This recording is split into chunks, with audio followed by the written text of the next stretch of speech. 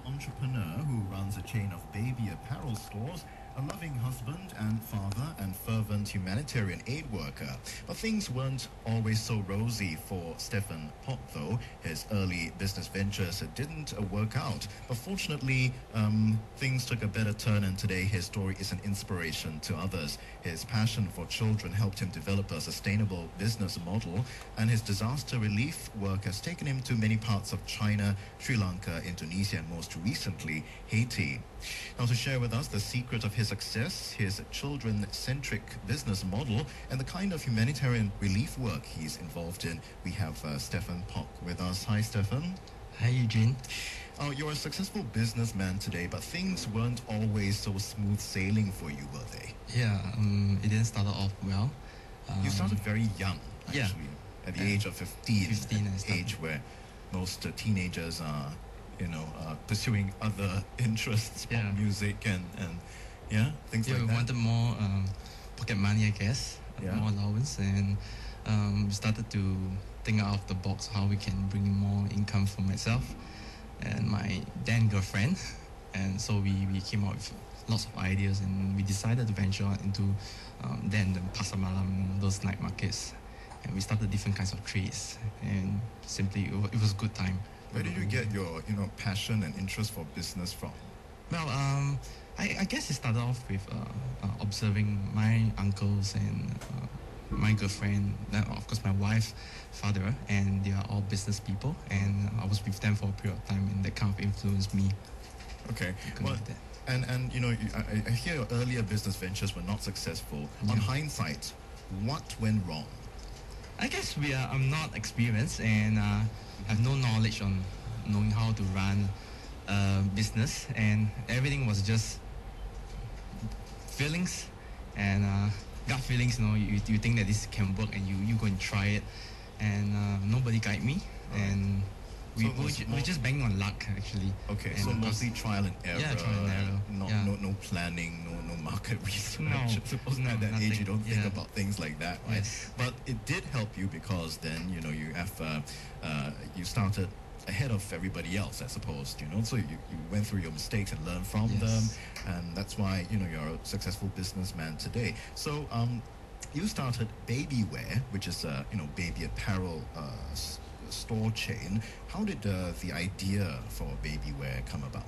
Okay, about 4 or 5 years ago, I started traveling to many countries, actually, many places, and these are mostly rural area where I get to see a lot of kids that are suffering, and some don't have educations, food, shelter, and things like that. And I was exposed to that kind of environment for a good 4 years. I travel frequently to these places, and having to see all this, I came back and thought, what can I do for long term to serve and help these people?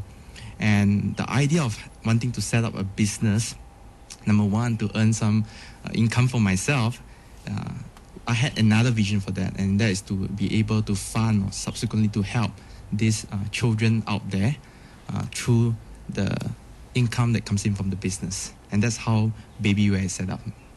Oh, I see. Yeah. Okay, so what's the business model then for? Well, basically, we would like to, as usual, as a normal retailer, we sell our things, we get in our unique stuff, we have our own brands, we do our own labels, and then we sell them for a profit.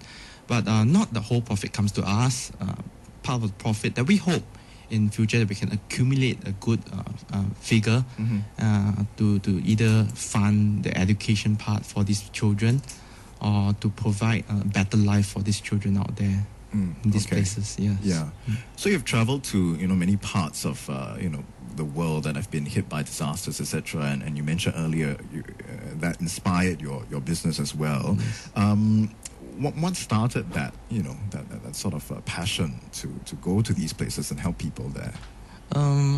Well, I guess my first few trips was not really much of a passion. I was asked to help and asked to volunteer, but I guess in the midst I found a lot of joy, a lot of fulfillment in serving these people. I guess when I went there, I was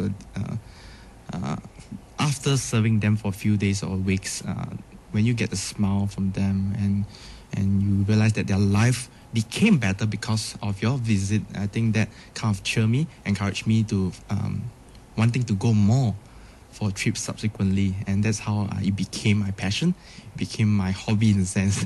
So I've been trying to go as often as I can for these trips. And you just came back from Haiti. That's right. Right? How recent was that? I went to Haiti 1 week after the earthquake.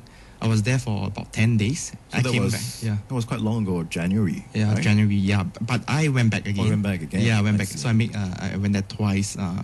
So what's the situation there like now? Well, right now it's a little better, but the rainy season is just hit Haiti. So apparently they have a new problem. Because they don't have proper shelters and things like that. So flooding is kind of affecting many of them now. Yes. Are there any aftershocks though? I mean, did you... Oh yes, I think in total I experienced more than 10 over aftershocks. Oh, wow. When I was staying there, and it's not a good feeling. I mean, I could sense and feel how the people have felt during the earthquake, because you can't really run away. You felt trapped in the house, and that is a horrible feeling. Yeah. And you're absolutely helpless. Yeah, right? helpless. So does your wife get worried about you traveling to such, disaster-prone areas? Yeah, she's worried. I mean, that includes my family members. Of course, right? Of course she's worried. Of course, but, yeah. How does she deal with it? I try to communicate with her every day. Although we can't do that because sometimes the reception is not good.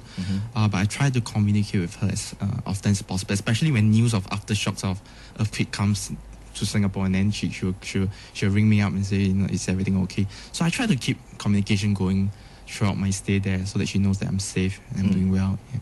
So what do you do when you get to these places? What kind of work are you involved in? Well, initially it was more of a medical relief. I went with a team of doctors and nurses and medical staff, and basically we went there to do medical relief for these victims. Subsequently, we began to strategize because these people were homeless because of the earthquake. Then we started building plans, like putting up tents and water supplies, clean water, and we try to put them in a proper place to stay, because most of them are staying in the street right now. Yeah. There's problems with sanitation, I suppose, as well, right? That's quite a big problem in such places. You've also started a charity initiative to help the children in Haiti. Would you like to tell us more about that? Okay, I started a project called Love Covers. Project Love Covers simply means that if we love someone, we cover someone. And that has something to do with my business in a sense, because we are doing with clothing. And clothing simply means covering something. So I like to bring a message to the people around that, hey, you can do something to help the needy children. I like to bring the message out to the fellow Singaporeans here that they can do their part to help and offer their service if possible for the betterment of these children. So how can they do that? Well, right now we are collecting used clothes, baby and toddler clothes in all our outlets. It's a collecting point. All right. So if they have any used clothes or in fact new clothes that they'd like to donate, we can collect them, and we're going to send them to Haiti and some other parts of the world. Is there a cut-off age for the clothes, or you're collecting all kinds of children? I guess there is. We are collecting up to 5 years old, but we don't. So more like infants and toddlers. Yeah. Okay, so what have you learned from doing such humanitarian work? I think I'm a believer that we can mix business and charity work together. I'm a believer for that, and I believe that we can do well while doing good, or doing good while doing well. I think this goes hand in hand. So I hope, or rather I've learned from this whole experience that this make my whole job more satisfying, more fulfillment. And every time when I see children, recently I went to Haiti and I put on the new clothes for a little child, and I see the kind of smile, it's priceless. You have money, you can buy that kind of joy, and that really encouraged me to press on in my business and press on in my passion in doing all this. Okay, thanks, Stephen, for coming in today. Thank you, Eugene. We've been chatting with Stephen Pok, who is the managing director of Babyware, about his disaster relief work and his passion for children as well. If you know someone with a passion to share or a fascinating story to tell, email me, eugene@mediacorp.com.sg. This has been Passion People. I'm Eugene Low on 938 Live. And now, The LTA Traffic News. Jalan Bukit Merah hosting an